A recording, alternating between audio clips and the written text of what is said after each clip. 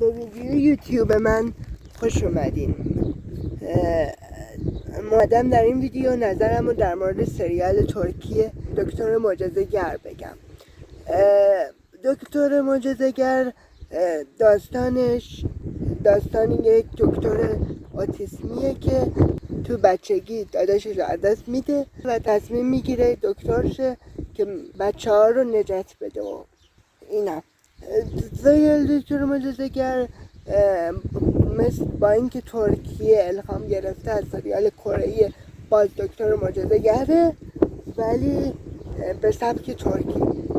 میگم به سبک ترکی ولی زیاد ترکی نیست، زیاد عشق و عاشقی توش نیست، به یه سریال روانشناسیه. اگه بخوام یه سریال خوب روانشناسی بهت معرفی کنم همینه، دکتر معجزه‌گر. دکتر معجزه‌گر اون اسمش علی وفاست و اسم اصلی بازیگرش تانره و خیلی هم شبیه اشکان خطیبی خودمونه. رفتم پیجش رو دیدم تو این اینستاگرام. خب حالا نظرم در مورد این سریال ترکی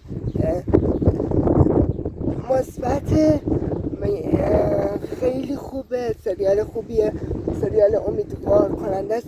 اگر شما افسرده هستید این سریال خیلی سریال خوبیه، از نظر من خیلی خوبه، منم نگاه میکنم این سریال و همین.